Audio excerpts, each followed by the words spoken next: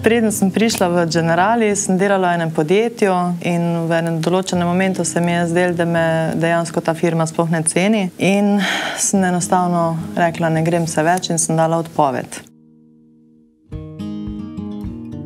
Nisem sicer vedela, kam bom šla delati, vedela sem samo to, da tle ne mislim več delati in sem enostavno šla.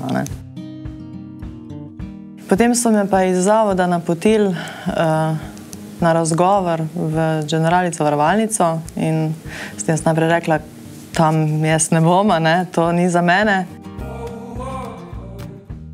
Po 3 mesecih sem ugotovila, da pa to le je fajn in da bi bilo dobro se v bistvu tukaj angažirati, tako sem se že v vsaki drugi službi, v kateri sem bila.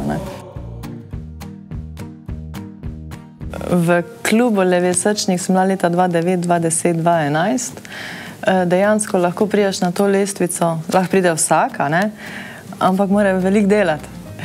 V bistvu so pa to vsi zastopniki, redno zaposleni v Generaliju in pa vse ekskluzivne agencije v istem košu.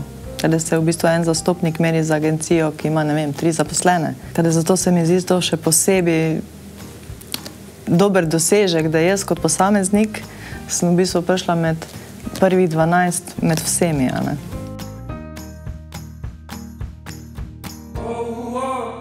Če bi se lahko vrnila nazaj v leto 2006, ko sem dala odpoved, bi to naredila še enkrat, pa še enkrat bi šla na Generali delati in bi šla vso pot. Mogoče bi zdaj malo več pa hitrej, ker že vse znamo,